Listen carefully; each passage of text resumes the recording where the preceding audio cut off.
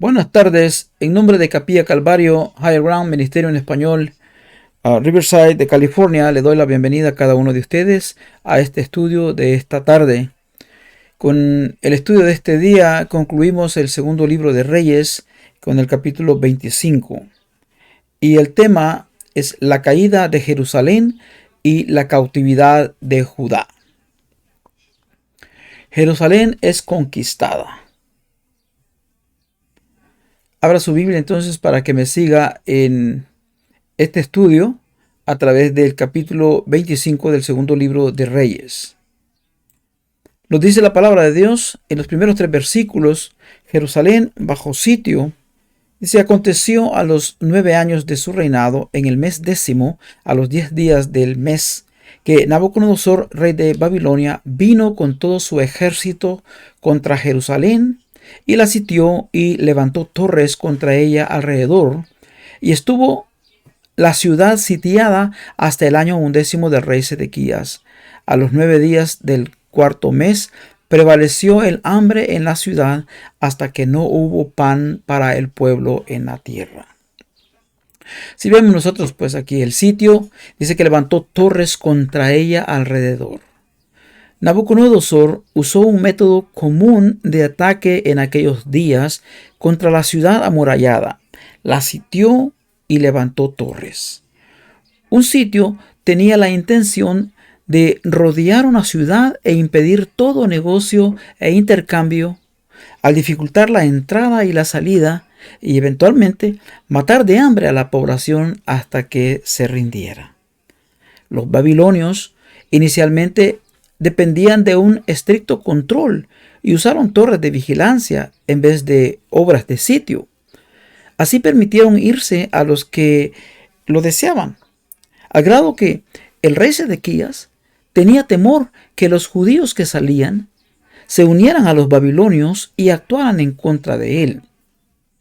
En el libro de Jeremías, capítulo 38, versículos 19 y luego el 39, versículo 9, declara que el rey Sedequías le dijo a Jeremías: tengo temor de los judíos que se han pasado a los caldeos, no sea que me entreguen en sus manos y me escarnezcan.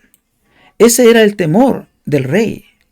Pero lo que estaba pasando era otra cosa, porque en el capítulo 39 de Jeremías, versículo 9, dice que el resto del pueblo que había quedado en la ciudad y a los que se habían adherido a él, con todo el resto del pueblo que había quedado, Nabuzaradán, capitán de la guardia, los transportó a Babilonia. Él no los dejó en libertad, sino que se los llevó cautivo para Babilonia.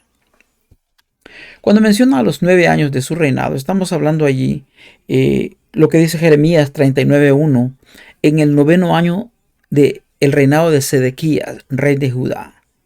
En el mes 10 fue cuando Nabucodonosor, rey de Babilonia, con todo su ejército llegó a Jerusalén y la sitiaron. Sedequías reinó del año 597 a.C. al 587. Ahora, el asedio de Jerusalén tuvo lugar hacia el año 587 al 586 a.C., como etapa final de los 10 años de guerra entre el imperio babilónico y el reino de Judá. En este evento fue sitiada y finalmente conquistada. La ciudad de Jerusalén, capital del reino de los judíos, cae por las tropas al mando del rey Nabucodonosor, y que había enviado a su guardia Nabuzaradán, que era el que se encargaba de todo el ejército. Y eso pues sucedió en el año 587 a.C. al 586. Dice que prevaleció el hambre en la ciudad. Sí, es algo curioso, ¿no? De que todo esto que estaba sucediendo, al estar sitiado, no podían salir y los que salían eran llevados cautivos. El objetivo pues era de que ellos, al padecer hambre, o se rendían, ya no podían seguir luchando. Esto indica pues que Nabucodonosor y los babilonios estaban a punto pues de lograr su victoria sobre Jerusalén. La potencial intervención pues, de Egipto para ayudar a Sedequías, porque acordémonos que anteriormente Sedequías precisamente por eso se había rebelado en contra de Babilonia, en contra de Nabucodonosor, porque había hecho pacto con Necao, el rey de Egipto. Entonces, cuando los egipcios quisieron salir para ayudarle, ¿qué hizo? Pues que los caldeos entonces fueran en contra del rey de Egipto.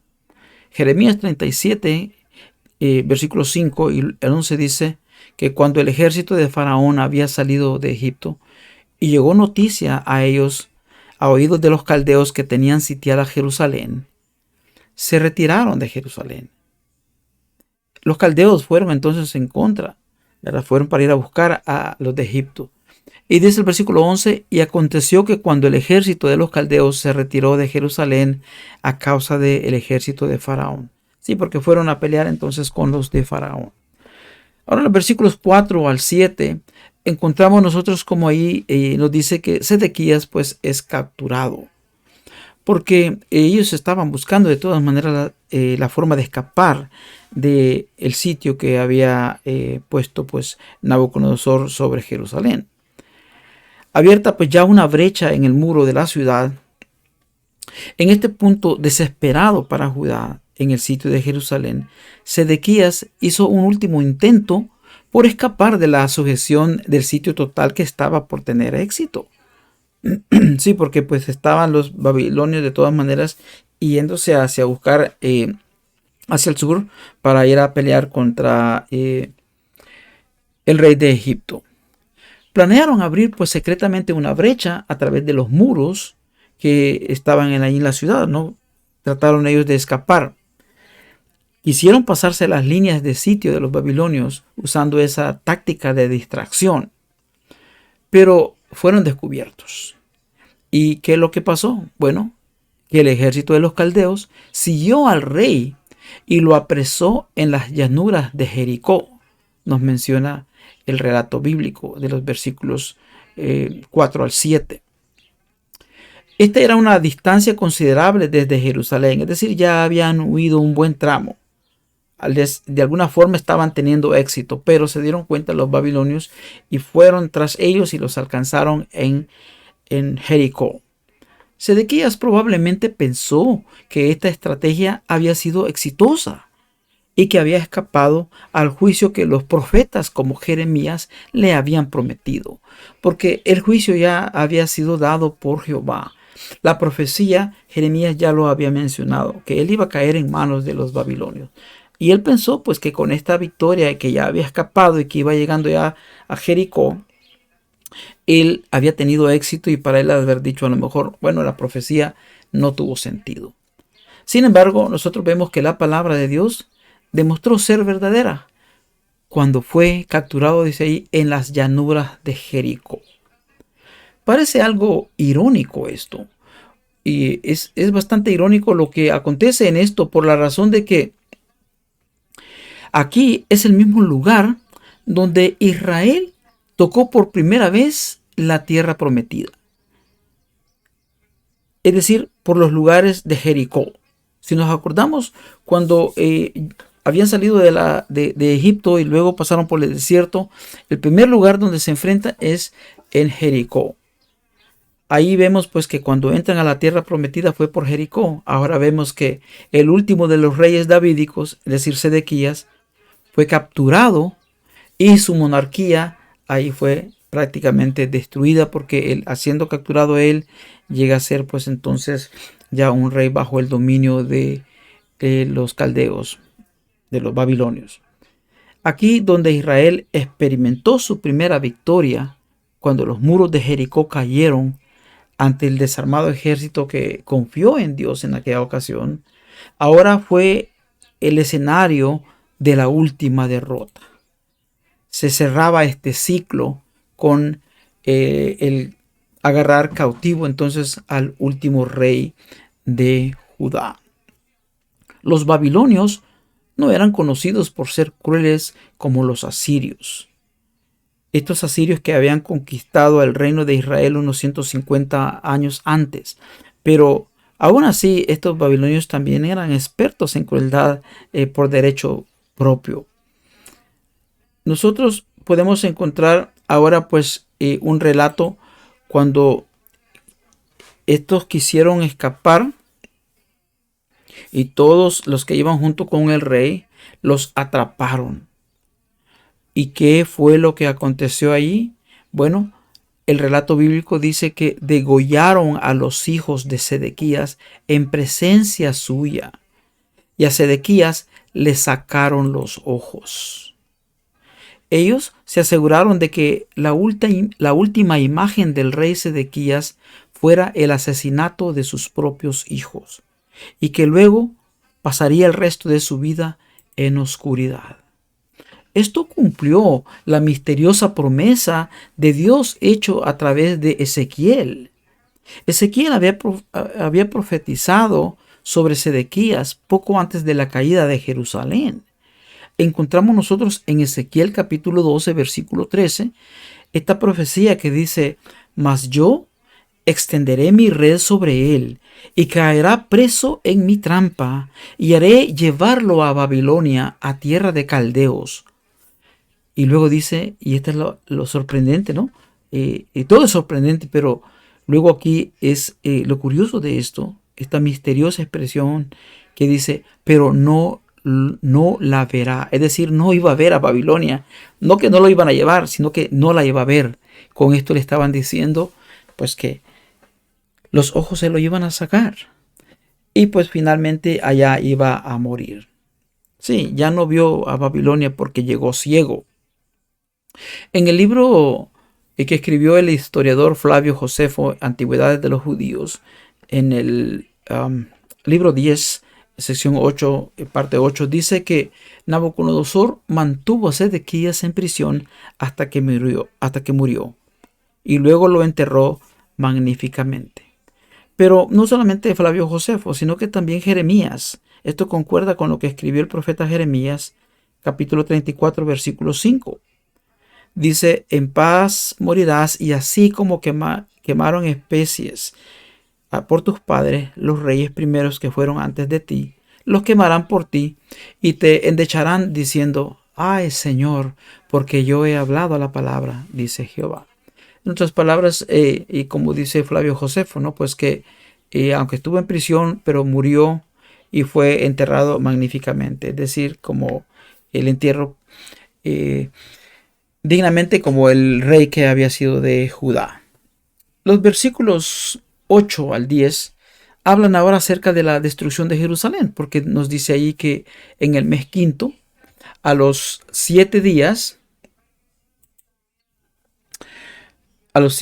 del mes, siendo el año 19 de Nabucodonosor, rey de Babilonia, vino a Jerusalén Nabuzaradán, capitán de la guardia, siervo del rey de Babilonia, y quemó la casa de Jehová, y la casa del rey, y todas las casas de Jerusalén, y todas las casas de los príncipes quemó a fuego, y todo el ejército de los caldeos que estaba con el capitán de la guardia derribó los muros que alrededor de Jerusalén.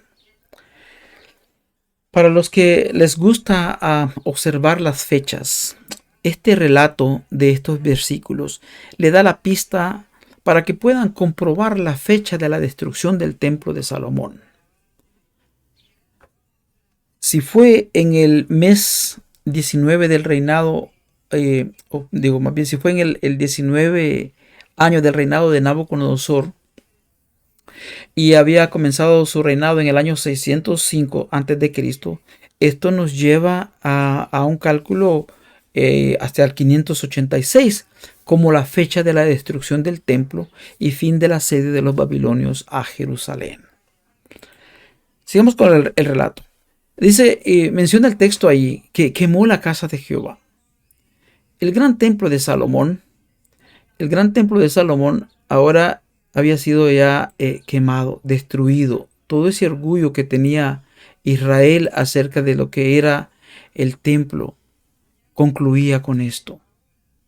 Ahora permanecía en ruinas y permanecería en ruinas por muchos años hasta que después, finalmente, cuando terminara el cautiverio, humildemente reconstruirlo pues, por los exiliados que regresaran. Eso se menciona pues ya en el libro de Esdras. El Talmud en una escritura de los rabinos, declara que cuando los babilonios entraron al templo, tuvieron allí un festejo de 2 días para profanarlo. Luego, en el tercer día, prendieron fuego al edificio. El Talmud también agrega que el fuego ardió todos ese día y al siguiente. Así pues, el templo fue destruido en el 11º año de Sedequías, el 19º de Nabucodonosor. Seguidamente, dice que se derribaron los muros alrededor de Jerusalén. Estos que representaban la seguridad física de la ciudad, ahora estaban destruidos. Jerusalén ya no era un lugar de seguridad y confianza. Los muros permanecerían entonces en ruinas hasta que fueron reconstruidos por los exiliados que regresaron en los días de Nehemías. Sigamos con el relato, los versículos 11 al 17 de este segundo libro de Reyes, del capítulo 25. Y ahora nos menciona cómo este remanente es tomado cautivo y cómo es saqueado la ciudad. Dice que a los que habían quedado de la gente común se los llevaron cautivo. Esta era la tercera ola principal de cautiverio, porque ya en otras ocasiones, cuando contamos todas las incursiones que hubieron de ejércitos extranjeros a Israel y Judá, hay una cantidad de unas 11 incursiones. Pero estas últimas de Babilonia habían sido 3. Y esta era la tercera y principal. ¿Por qué? Porque es cuando finalmente se los llevan al cautiverio a todos y es cuando arrasan totalmente con la casa de Jehová, los muros y terminan todo. De los hombres prominentes de Jerusalén, solo fueron dejados atrás, es decir, allí en Jerusalén, a Jeremías y Gedalías. El rey Nabucodonosor había dado órdenes específicas a Nabuzaradán, el jefe de la guardia, que no le hiciera mal alguno a Jeremías y que lo dejara vivir. Y eso lo menciona Jeremías en su mismo libro, capítulo 39, versículos 11 al 14. Ahora ellos, los babilonios, pues se llevaron todos los utensilios, todas las reliquias de bronce, todo lo llevaron a Babilonia, todos los utensilios de oro del templo, de plata, todo lo que había fue llevado a Babilonia. Cuando el pueblo que quedaba estaba siendo llevado cautivo a Babilonia, también lo fueron pues todos los artículos que habían valiosos en el templo, en el palacio, en todo. Jerusalén pues fue desolada completamente, saqueada, y esto fue pues por el juicio de Dios. El juicio de Dios estaba siendo ejecutado ahí en manos de los babilonios. Los israelitas no podían entender esto, los judíos en sí no comprendían lo que estaba pasando, pero Jeremías se lo había advertido. Nosotros encontramos también ahí en el libro de Jeremías, en el capítulo 52, versículos 17 al 23, ahí se encuentra un inventario detallado de todos los que los babilonios se llevaron de ahí del templo. Los siguientes versículos del 18 al 21, ahora ahí encontramos cómo pues ya la autoridad de Nabucodonosor, ¿verdad? La autoridad de Nabucodonosor llega a ser totalmente sobre Jerusalén. Jerusalén no logra prevalecer contra esta lucha y finalmente caen cautivos. El rey de Babilonia hirió y mató a los líderes sacerdotes y a sus guardias también. Allí así fue llevado cautivo Judá sobre toda su tierra. Esta era la tierra que Dios le había dado a su pueblo, a las tribus de Israel. Ellos habían poseído esa tierra por alrededor de 860 años. La tomaron por fe y obediencia, pero la perdieron por la idolatría y el pecado. Así la nación, llamada a una peculiar posición de honor, se convirtió en un pueblo disperso y despojado que perdió todos sus privilegios debido a su fracaso en cumplir su responsabilidad. Judá y Jerusalén bajo Babilonia. Los versículos 22 al 24, ahí se menciona a este amigo de Jeremías, Gedalías, es hecho gobernador. Nabucodonosor, ahora pues ya teniendo todo el control total de la ciudad, Nabucodonosor, rey de Babilonia, pues puso como gobernador a Gedalías. Ya no había más que hacer, ¿verdad? Entonces los pocos que quedaban deberían de obedecer el que se quedaba como gobernador. Ya no fue un rey, sino que un gobernador para que estuviera ya administrando. Gedalías tenía la reputación de ser un hombre gentil y generoso. De hecho, Flavio Josefo en Antigüedades Judías, en el libro de 10, sección 9, parte 1, dice que era la forma como los amigos lo consideraban, ¿verdad? Pero precisamente porque era de estas cualidades, sus enemigos también se aprovecharon de esto. ¿Qué es lo que sucede ahora? Bueno, la palabra de Dios les estaba diciendo a ellos: habitad en la tierra y servid al rey de Babilonia y os irá bien. Este fue el consejo que Dios le dio a aquellos que se quedaban ahí. Cuando nosotros leemos de los versículos 22 al 24, ahí le estaba diciendo en la parte final, dice, entonces Gedalías les hizo juramento a ellos y a los suyos y les dijo: no temáis de ser siervos de los caldeos, habitad en la tierra y servid al rey de Babilonia y os irá bien. Este gobernador quería hacer bien las cosas, pero esta actitud parecía poco patriótico y hasta de alguna forma parecía una acción impía, porque cualquiera podría decir: Gedalías es un vendepatria. Hacer esto realmente para los patriotas era algo incorrecto, pero la verdad era de que él estaba hablando por inspiración y por lo tanto era palabra de Dios. Y al obedecer al gobernador, de esta forma iban a estar obedeciendo también al rey de Babilonia y por lo tanto obedeciendo a Dios, porque esta era la voluntad de Dios. Y ellos tenían que obedecer la voluntad de Dios. Pero ¿qué es lo que sucedió? ¿Qué es lo que pasó con esto? Lo mejor que podían hacer, sabiendo de que todo esto era un juicio merecido, era inevitable, porque la palabra de Dios estaba cumpliendo. Lo que Jeremías había profetizado se estaba llevando a cabo. Lo que Ezequiel había dicho igualmente. Tenían que aceptar que esto era de la mano de Dios lo que venía. Y tenían que hacer lo correcto bajo los babilonios. Era lo correcto porque, aunque era difícil de aceptar, era verdad que los babilonios estaban haciendo la obra de Dios al traer este juicio sobre el reino de Judá. Esta situación de resistir a Babilonia ponía entonces a los que se quedaban allí como resistir a Dios. Era mejor humillarse a sí mismos y someterse al juicio de Dios en manos de los babilonios.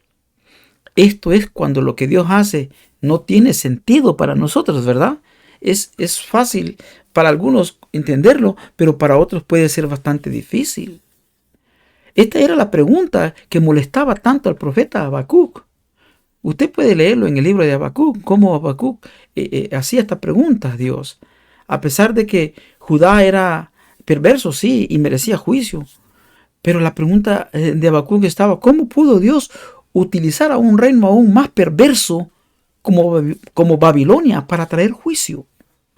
Sí, Habacuc lidió con esta difícil pregunta. Usted puede leerlo allí en Habacuc capítulo 1, versículo 5 y luego hasta el capítulo 2, versículo 8.